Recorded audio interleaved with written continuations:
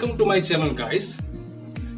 आजको यस एपिसोडमा मैले लिएर आएको छु युट्युब स्टुडियो सेटअप। मेरो आफ्नो युट्युब च्यानल भिडियो एडिटिङ गर्नेदेखि लिएर सुटिङ गर्ने सबै ठाउँहरूको बारेमा म तपाईहरुलाई आज देखाउने छु। मैले जहिले पनि भिडियो हाल्दा यही पछाडीको ब्याकग्राउन्ड यति नै मात्रै देख्नुहुन्थ्यो, तर वरिपरिको सायद ब्याकग्राउन्ड देख्नु भएको छैन होला। तर पनि मेरो होम थिएटर सम्बन्धी भिडियो जुन मैले हालेको छु युट्युबमा, त्यसमा पुरै मैले सेटअप मैले देखाएको छु। यानी कि यो होम थिएटरको पुरै सराउन्डिङ मैले देखाएको छु। त्यसमा त्यहाँ गएर पनि हेर्न सक्नुहुन्छ र यो भिडियोमा पनि म तपाईहरुलाई विशेष जानकारी दिनेछु। र अघिल्लो भिडियोमा अब यसपछिको भिडियोमा मैले तपाईहरुको लागि एउटा यो होम थिएटरको टपिकको बारेमा, यानी कि अबाउट प्राइभेट होम थिएटर भनेर मैले एउटा भिडियो निकालेछु। त्यसमा मैले डिटेली सबै सामानहरुको बारेमा मोटामोटी जानकारी पनि दिनेछु। त्यो भिडियो अलिकति लामो हुने भएको हुनाले त्यसको लागि मैले एडिटिङ गर्नुपर्ने हुन्छ, सुटिङ गर्नुपर्ने हुन्छ, त्यसैले टाइम थोरै लाग्न सक्छ। तर प्रतीक्षा गर्नुहोस्। जतिपय प्यारा प्यारा मेरा भ्युअर्सहरु हुनुहुन्छ, उहाँहरुको इच्छालाई मैले नाइ भन्न मिल्दैन। त्यसैले उहाँहरुको इच्छा अनुसार मैले होम थिएटर प्रति इन्ट्रेस्ट हुने सम्पूर्ण मेरा भ्युअर्सहरुको लागि मैले यो एउटा अबाउट होम थिएटर भन्ने टपिक राखेर एउटा भिडियो मैले निकाल्ने छु। मलाई थाहा छ तपाईहरुले पक्कै त्यो भिडियोलाई हेर्नुहुन्छ। र अब हामी फेरि यही टपिक्समा आउँ। मैले आफ्नो यहाँ भरिको वरिपरिको सबै सेटअप तपाईहरुलाई देखाउने छु। मेरो खासै सेटअप छैन, तर भन्ने भने होम थिएटर भित्र मैले आफ्नो एउटा युट्युब सेटअप बनाएको छु। मसँग अहिले अर्को स्टुडियो नभएको हुनाले पछि मैले त्यो स्टुडियो बनाउँला, तर अहिलेको लागि मैले आफ्नो होम थिएटर भित्र नै मैले सेटअप तयार पारेको हुनाले मैले आज यो आफ्नो सेटअपहरु देखाउन जाँदैछु। कतिपय मैले अब बाहिरबाट किनेर लिएर आएको हुन्छु इक्विपमेन्टहरु पनि, कतिपय त मैले आफैले घरमा पनि बनाएको छु। जस्तै मैले होम थिएटर मैले आफैले बनाएको छु। सम्पूर्ण यहाँको कामहरु सबै देख्न सक्नुहुनेछ तपाईले अबाउट होम थिएटर भन्ने अब आउने अपकमिङ भिडियोमा। त्यसमा मैले सम्पूर्ण कामहरु आफै गरेको छु, कसरी गरेको छु भनेर पनि मैले बताउने छु। र आउनुहोस् ढिलो नगरिकन हामी अब सेटअपतिर लागौं।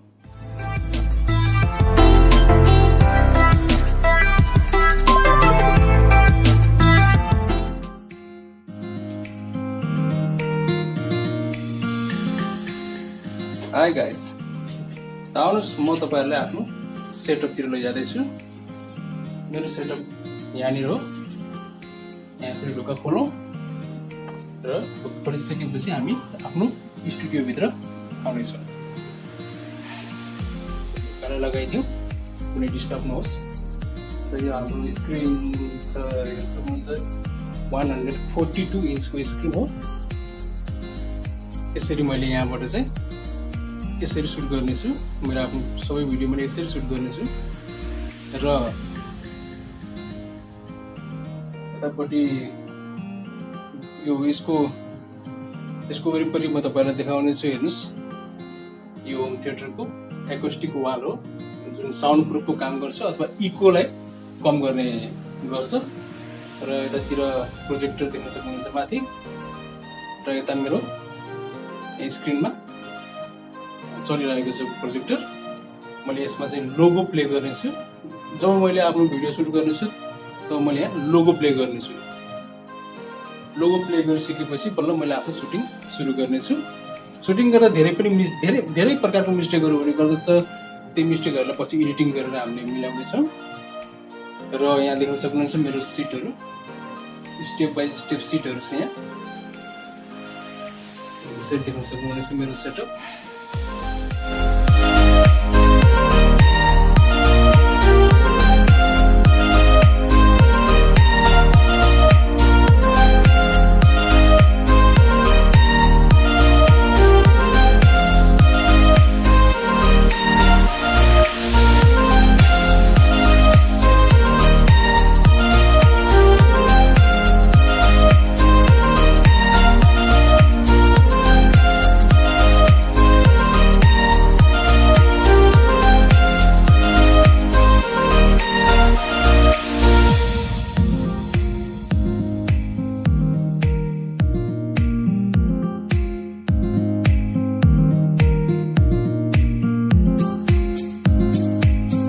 यो कम्प्लिट मेरो यो प्राइभेट होम थिएटर हो। प्राइभेट होम थिएटरको बारेमा इन्ट्रेस्टेड हुनुहुन्छ भने तपाईहरुले मेरो सुरुवातको भिडियोहरु हेर्न सक्नुहुनेछ। मैले त्यसमा दुई तीनवटा प्राइभेट होम थिएटरको बारेमा भिडियोहरु राखेको छु।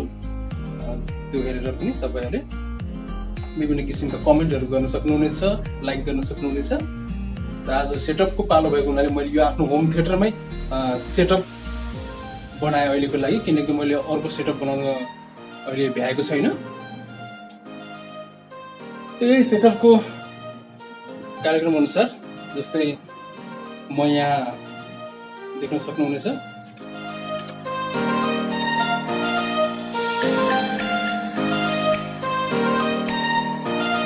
सक्नुहुनेछ यो जुन बोलिरहेको छु यो लाइट हो, यसमा पेपर राखेको छु, मैले आफैले बनाएको यो लाइट हो। सुटिङ गर्दाखेरि अलिकति फेसमा उज्यालोपन आओस् भनेर मैले लाइट बनाएको हो। यो लाइट हेर्न सक्नुहुनेछ है, सबै होममेड हो।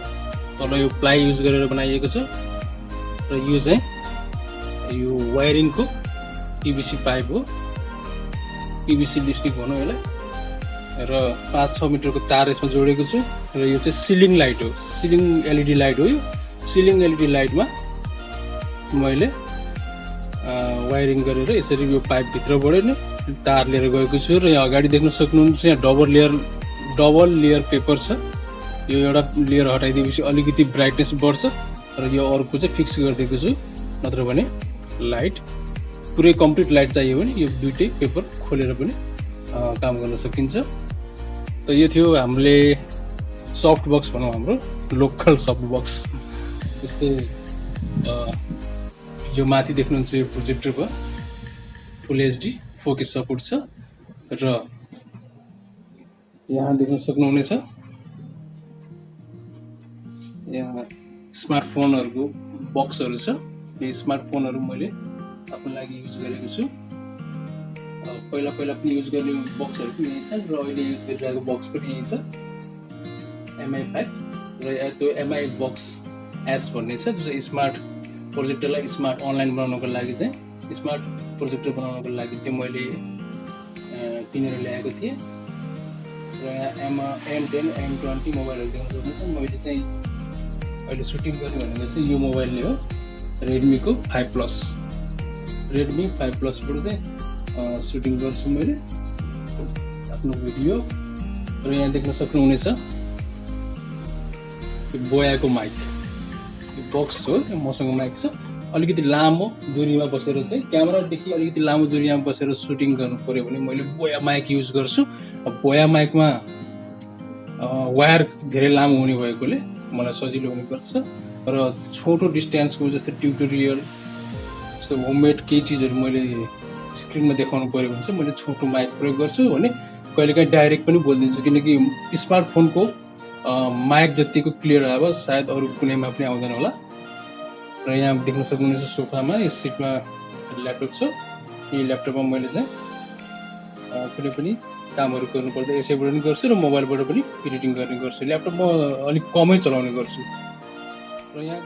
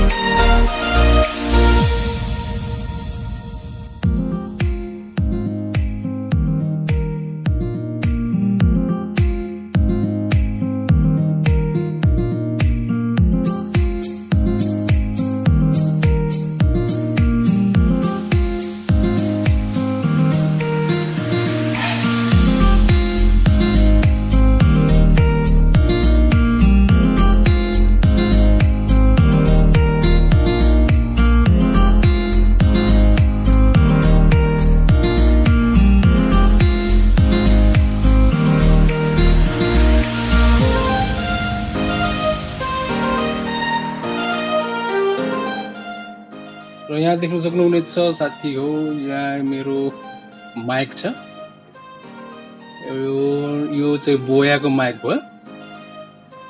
यसको अनबक्सिङ भिडियो पनि मैले हालिसकेको छु साथीहरू। र यो नर्मल माइक यहाँ देख्न सक्नुहुन्छ, यो नर्मल क्लिप माइक छ। यो चाहिँ 1.5 मिटरको वायर छ, छोटो वायर छ, त्यसकारण नजिकबाट सुट गर्दा मैले यो नर्मल माइक प्रयोग गर्छु भने टाढाबाट सुट गर्दा यो बोया माइक प्रयोग गर्छु। र बोया माइक तपाईहरुलाई देखाउने छु साथीहरू।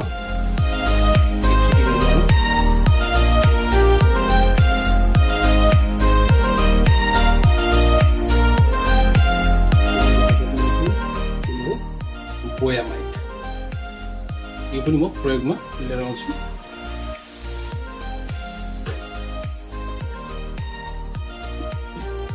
र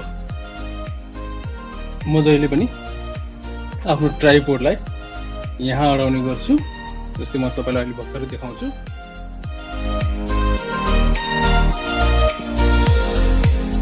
र यहाँ हेर्न सक्नुहुनेछ, यहाँ मेरो ट्राइपोड छ। यसरी ट्राइपोड मैले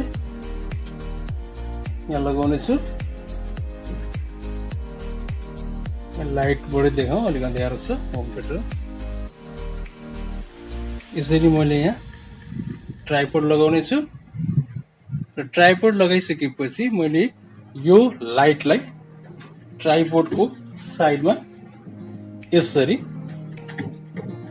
यसलाई राखेर यसको एउटा लेयरलाई चाहिँ मैले यसलाई पछाडि फर्काइदिन्छु र अलिकति ब्राइट आउँछ।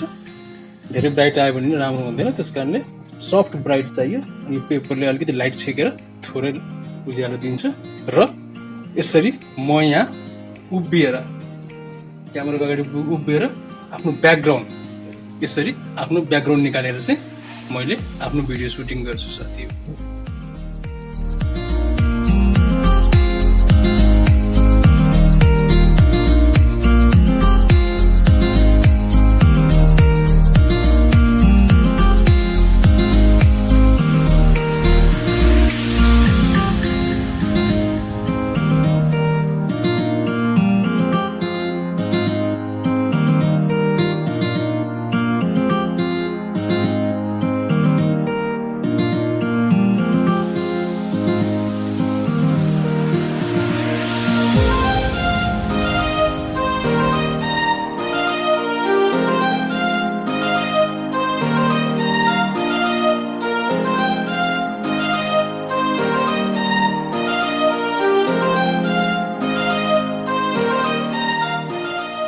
र सुटिङको क्रममा धेरै डिस्टर्बहरू आउने गर्छ, कहिले ढोका खोलेर मान्छेहरू आउने गर्छन्। त्यसकारणले गर्दा त्यस्तो भिडियो क्लिपहरूलाई फेरि मैले फेरि रिटेक गरेर चाहिँ सुटिङ गर्छु। र सुटिङ गरिसकेपछि अनि मैले त्यसलाई एडिटिङ गर्ने बेलामा बिग्रेको सिनहरूलाई काट्ने गर्छु।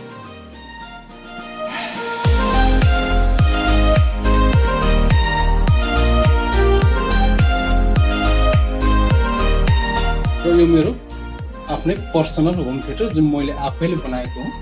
मलाई यो बनाउनको लागि लगभग 2 वर्ष लाग्यो। हुन त यो बनाउनको लागि जम्मा 1 महिना भित्रमा तयार हुने गर्छ भने मैले यसलाई 2 वर्ष लगाएर बनाएँ, किनकि अब एकैचोटि पैसा खर्च गर्न सकिन्न। त्यसैले मैले धेरै टाइम लगाएर नै यसलाई बिस्तारै बिस्तारै सेटअप गर्दै गएँ। र यो होम थिएटरमा मैले मुभिजहरू हेर्ने गर्छु, फ्यामिलीहरूसँग बसेर मुभिज पनि हेर्ने गर्छु। र यसमा मैले अनि युट्युबमा च्यानल खोल्न मन लाग्यो। मलाई युट्युबमा च्यानल खोलिसकेपछि पैसा मात्रै कमाउनु होइन कि नाम पनि कमाउनु पर्यो भनेर च्यानल खोलेँ। र च्यानल खोलिसकेपछि मैले भिडियो सुटिङ गर्न थालेँ, अपलोड गर्न थालेँ। तर भिडियो सुटिङ गर्दाखेरि कहाँ सुटिङ गर्ने त, मसँग त स्टुडियो छैन। अनि पछि मलाई याद आयो, होइन मेरो आफ्नो पर्सनल होम थिएटर छ, त्यहीँ गएर सुटिङ गर्छु। स्ट्यान्डर्ड होम थिएटर पनि हुन्छ, स्ट्यान्डर्ड स्टुडियो जस्तो पनि देखिन्छ भनेर चाहिँ मैले यसैमा सुटिङ गर्छु साथीहरू। आज तपाईहरुलाई सम्पूर्ण यो मेरो होम थिएटरको टुर देखाइदिएँ। यही मेरो सुटिङ गर्छु। र पछि मैले एउटा सफ्ट बक्स बनाउँछु साथीहरु। एउटा लाइटिङ सफ्ट बक्स बनाउँछु, एउटा अथवा कम्तीमा 2टा सफ्ट बक्स बनाउँछु। किनकि अहिले लकडाउनले गर्दाखेरि सामान किन्न जान पाइएको छैन, बजारहरू पनि पुरै बन्द भएको हुनाले मैले अहिले सामानहरू जोड्न सकेको छैन। र सामान जोडिसकेपछि, लकडाउन खुलेर सामान जोडिसकेपछि मैले सफ्ट बक्स बनाउँछु। एउटा सफ्ट बक्स बनाइसकेपछि तपाईहरुलाई त्यसको बारेमा देखाउने छु। एउटा भिडियो पनि मैले लिएर आउने छु कसरी सफ्ट बक्स बनाउने भनेर साथीहरु। र मेरो यो सेटअप टुर तपाईहरुले देखिसक्नुभयो होला। तपाईहरुलाई यदि यो मेरो सेटअप टुर अहिलेको लागि यो मेरो सेटअप प्राइभेट होम थिएटर नै सेटअप युट्युब स्टुडियो भएको छ र तपाईहरुलाई मेरो यस सेटअप राम्रो लाग्यो भने कृपया लाइक गर्न चाहिँ नबिर्सनुस् र तपाईहरु मेरो च्यानलमा नयाँ हुनुहुन्छ भने यदि तपाईहरु मेरो च्यानलमा नयाँ हुनुहुन्छ भने सब्स्क्राइब बटनलाई क्लिक गरिदिनुस् र अललाई सिलेक्ट गर्नुस्। अललाई सिलेक्ट गर्नेबित्तिकै तपाईहरुले मेरो पहिलो भिडियो अपलोड मैले भिडियो अपलोड गर्न साथ तपाईहरुले त्यसको नोटिफिकेसन पाउनुहुनेछ र मेरो भिडियो हेर्न पाउनुहुनेछ र मेरो भिडियोलाई माया गरिदिनुस्, मेरो च्यानललाई पनि माया गरेर सब्स्क्राइब गरिदिनुस्। यति भन्दै आजको यो सेटअप टुरबाट म बिदा चाहन्छु।